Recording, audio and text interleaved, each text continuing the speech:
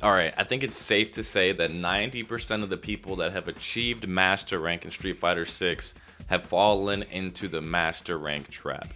Now, what is the Master Rank trap? When you start off playing Ranked in Street Fighter 6, you start in the League Point system, right? So, essentially with the League Point system, you need a certain amount of LP to reach the next echelon of rank that you want to make it to. So, for example, like Rookie 5, which is like the very first tier of ranks, but it's the highest rank in Rookie, you would need 800 League Points or LP to make it to that rank.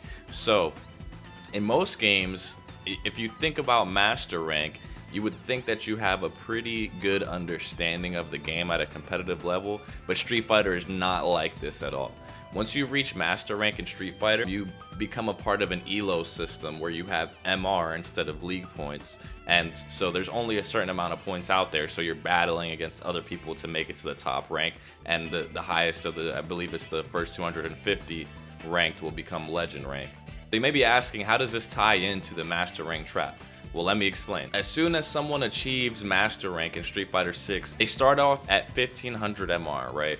So what happens to a lot of people is they get matched against other players that are also 1500 MR. But usually these are players that have already been Master Rank for a little while and have a little bit more experience. So a lot of people will start off at 1500 MR and get dropped down to 1400, 1300, 1200, and it's just like what happens when you reach Master Rank, because it's such a slap in the face, right? The ELO system is very unforgiving, and it rewards 2-0ing people, so you'll see the most gains from winning 2-0 sets. So today I'm going to be talking about the top 3 things that I use to make it out of that 1500 to 1600 MR range. I'm currently a Grandmaster, which is 1700 MR, which I'm pretty proud of. I feel like it's, you know, I'm decent at the game. It was especially tough for me because I played Street Fighter a lot during the first season. I was a DJ player and I made it up to 1800 MR when the game first came out, and I took a break for a while after Tekken 8 came out because I was focusing on that a lot.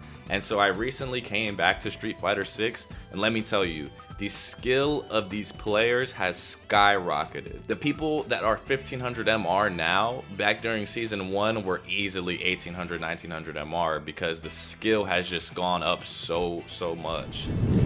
Okay, so the first thing that I kind of want to highlight, right, the first tip I would say is hold down back, just block, right? And I know I'm gonna have the people in the comment section talking about, I didn't pay $60 to block, it's a fighting game, I want to fight. Right, but listen, if you want to rank up, sometimes there are things you're gonna have to do that you don't really want to do. So I kind of want to illustrate something real quick. So let's look. Boom. Most mix in the corner that you're gonna have to deal with is strike throw. But just look at this, right?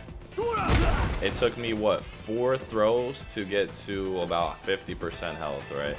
So now, let's say he shimmies one of those times instead of trying to throw me, right? Let's see how much damage I can get off.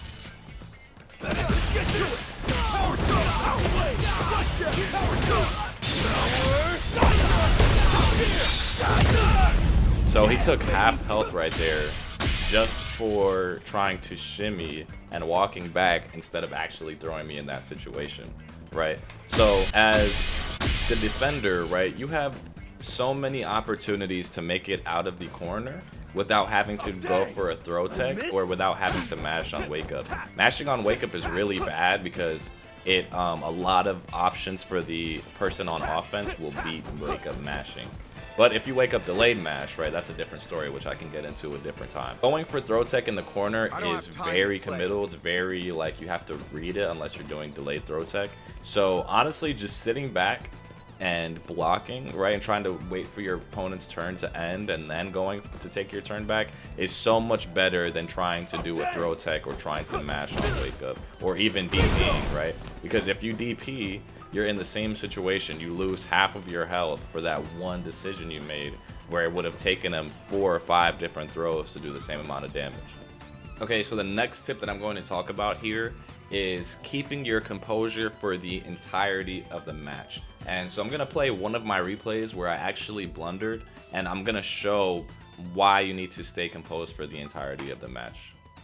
Right? It was something that my opponent did really well that I want to point out to you guys here. So okay, so kind of this replay kind of shows from both sides how volatile this game is, right? The match is never really over until it's over. So I'm gonna show the sequence of me playing against this Bison player here. So he has a pretty big health lead on me, right? So I go for grabs. I'm gonna kind of try and bait some things out and press there. And here I really should have had the kill. All I had to do was do level 1 burn. But because I didn't, he was able to do level 1.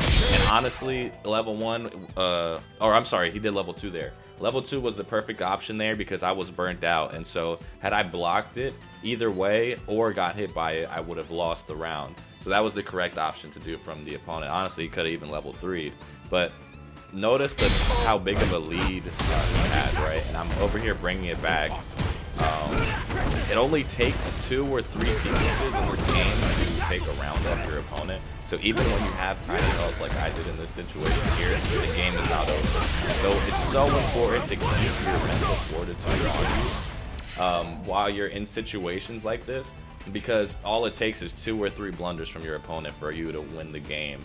And as you can see here, I blundered and then boom, gives him the win right there. There was nothing he had to do to So it's really important to keep your cool. And since I started competing in tournaments again too, I noticed that just taking deep breaths in between like rounds during level 3s and things of that nature, trying to keep your composure, is really good for this game. You gotta try to tilt. You gotta try not to tilt by any means possible. Third and last tip that I have for you to kind of get out of this 15 to 1600 MR range, and the thing is, you need to work on DP, anti-airing, everything, right? Because what a lot of people don't realize is, let's say you do an anti-air with your crouch heavy punch, right? Like a lot of characters have crouch heavy punch anti-airs that they can use. But if you notice here, how does DJ recover from that? He flips out, right? Which the thing is with that is, had I done a DP anti-air instead, he gets knocked to the ground. Okay, so the thing is, the Oki is so much better. The Oki's Emmy is so much better when you do DP anti-air, because I can literally drive rush, boom. And I have so many, like I'm plus there, I have so many options that I can do from that situation. I can shimmy them, I can throw them, I can meaty them. So essentially when you do DP anti-air, and essentially when you do a DP anti-air, your opponent just has to react. They have to make a decision there. And you have that Oki, whether you're gonna throw them, meaty them, or go for a shimmy. It's just another opportunity that you get against your opponent to pressure. And this is probably the most recent thing that I personally have been working on, because I would always like get the anti-air right and then kind of just like take some space, try to throw a fireball out. But really what you want to be doing is taking advantage of that and really like showing your opponent that they cannot jump while they're playing against you, because 1, they're gonna lose damage from the anti-air. 2, you're gonna set up a situation where they have to make a decision, either blocking, throwing, or trying to jump out. And yeah, it's just a really good situation for you if you're on offense. In my head, it's one of those things where it does physical damage to your opponent that you're playing against, and also it does mental damage, because now they have to think about the fact that they can't jump in on you willy-nilly, right? They're gonna get anti-aired because you're patrolling the skies like my homeboy Guile in the Air Force. So yeah, those were just some things that I personally benefited the most from and saw the most gains from while playing ranked. Let me know what you guys thought from the tips down below. If you want to see more videos like this, or if you'd rather see matches instead where I play, let me know and I can kind of switch up the content. But it seems like the informational stuff has been doing a little bit better, so I may just go down that route. But yeah, but thank you so much for clicking on this video. If you liked it, enjoyed it in any way, please drop a like and subscribe to the channel, as it helps me out a lot. And I just want to bring more and more people to this awesome community. So I'll catch y'all later. Peace.